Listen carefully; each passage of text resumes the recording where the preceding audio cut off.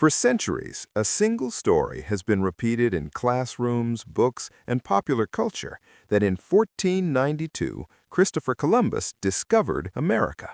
It is a simple story, easy to remember, and powerful in its symbolism. But history is rarely simple, and this story, when examined closely, is deeply misleading. America was not an empty land waiting to be found, nor was Columbus the first outsider to reach its shores. Long before European sails appeared on the horizon, the Americas were home to millions of people, complex civilizations, vast trade networks, and rich cultural traditions stretching back thousands of years. To understand why Columbus did not discover America, we must look beyond the myth and return to the historical reality of what existed before his arrival, who truly came first, and what his voyage actually meant. Human presence in the Americas began at least 15,000 years ago, and possibly much earlier. The ancestors of indigenous Americans migrated from Northeast Asia across a land bridge known as Beringia during the last ice age, when sea levels were lower and Asia and North America were connected. Over generations, these people spread across the continents, adapting to diverse environments, from Arctic tundra to tropical rainforests. By the time Columbus was born in the 15th century, the Americas were not only inhabited, but thriving. Scholars estimate that between 50 and 70 million people lived across North, Central, and South America. These societies were not primitive or isolated. They were dynamic, innovative, and deeply connected to the land. In Mesoamerica, powerful civilizations rose and fell long before Europe's age of exploration. The Olmec civilization flourished as early as 1500 BCE, leaving behind colossal stone heads and evidence of complex religious systems. The Maya developed one of the most advanced writing systems in the ancient world, sophisticated mathematics, including the concept of zero, and highly accurate astronomical calendars. Their cities, such as Tikal and Palenque, were centers of learning, governance, and culture. In central Mexico, the Aztec Empire ruled over millions of people from their capital city of Tenochtitlan, a vast metropolis built on an island in Lake Texcoco, featuring canals, causeways, markets, and monumental architecture that astonished later European observers. Further south, the Inca Empire stretched along the Andes Mountains, forming the largest empire in the pre-Columbian Americas. Without wheeled vehicles or iron tools, the Inca built an extraordinary network of roads spanning thousands of miles, constructed agricultural terraces on steep mountain slopes, and managed a complex administrative system that supported millions of citizens. Their engineering achievements, such as Machu Picchu, continue to impress modern scholars.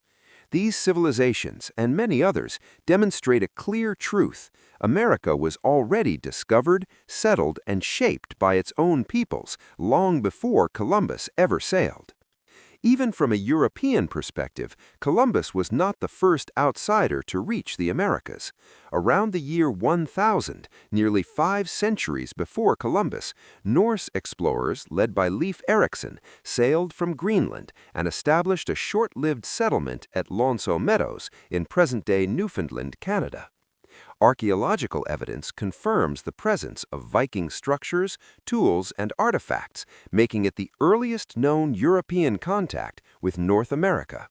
While the Norse presence did not result in lasting colonization, it clearly disproves the idea that Columbus was the first European to arrive. Christopher Columbus himself was not searching for a new continent. His goal was to find a westward sea route to Asia, specifically to reach the wealthy markets of India, China, and the Spice Islands. He believed, incorrectly, that the Earth was smaller than it truly is, and that Asia could be reached quickly by sailing west across the Atlantic. When he landed in the Caribbean in October 1492, he was convinced he had reached islands off the coast of Asia. Until his death, Columbus insisted that he had found the outskirts of Asia, not a new world. He never set foot on what is now the mainland of the United States, and he never understood the full geographical significance of his voyage. When Columbus arrived in the Caribbean, he encountered the Taino people, who had lived on the islands for generations. They welcomed him with curiosity and generosity, offering food, water, and gifts. Columbus, however, viewed them not as equals, but as potential laborers and subjects for the Spanish crown. In his own journals, he described the indigenous people in terms that revealed his intentions, noting how easily they could be controlled and converted, and how useful they might be for extracting gold. This marked the beginning of a devastating era for indigenous populations.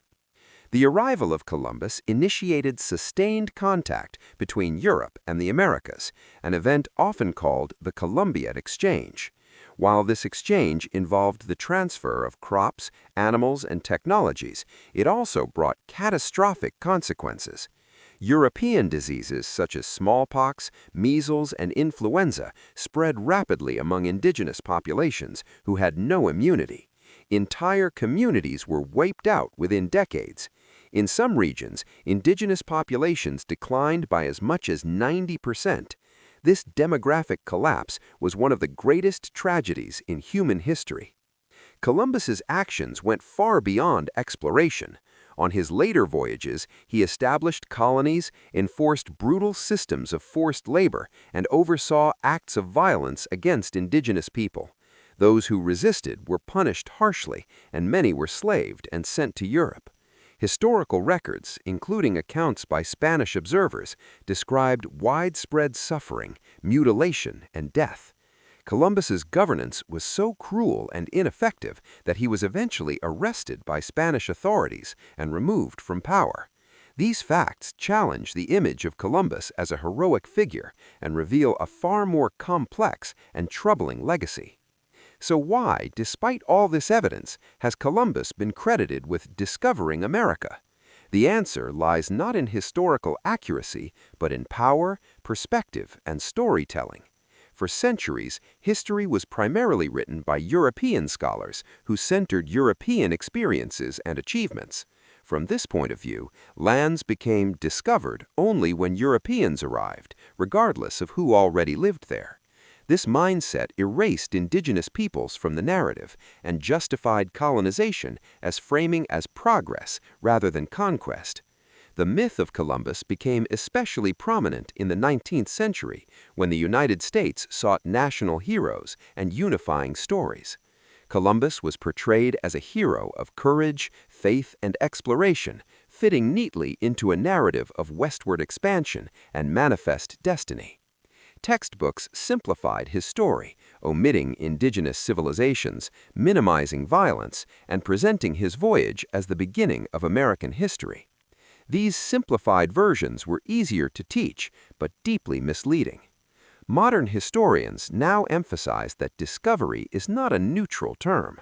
A place cannot be discovered if it is already known, lived in, and named by millions of people. To say Columbus discovered America is to ignore indigenous knowledge, presence, and sovereignty. It also misrepresents what Columbus actually did. He opened the door to European colonization, exploitation, and transformation of the Americas, but he did not find a new land, nor did he understand its true nature. Recognizing this does not mean denying history. It means telling it more fully. Columbus's voyage was significant, but not because he discovered America. It was significant because it connected two worlds that had previously been largely separate, setting in motion global changes that reshaped economies, ecosystems, and societies on a massive scale. The consequences of this connection were both profound and devastating, especially for indigenous people whose histories had already stretched back millennia. Before Columbus, America was not a blank map. It was a living world of nations, languages, innovations, and traditions, from the mound builders of North America to the city-states of the Maya, from the agricultural knowledge that produced crops like corn and potatoes to trade networks that spanned continents. Indigenous peoples had already discovered, explored, and understood their world.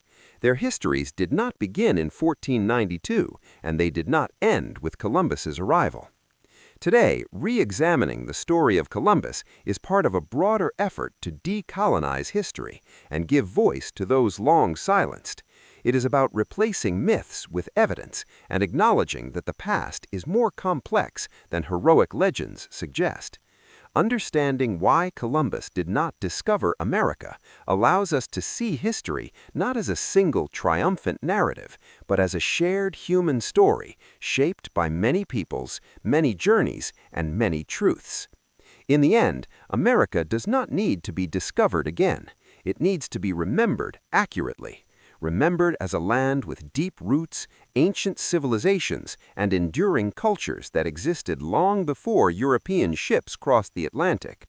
Remembered not as an empty world waiting for a name, but as a place already known, already lived in, and already rich with history. And remembered with honesty. Because only by confronting the full truth of the past can we understand the world we live in today.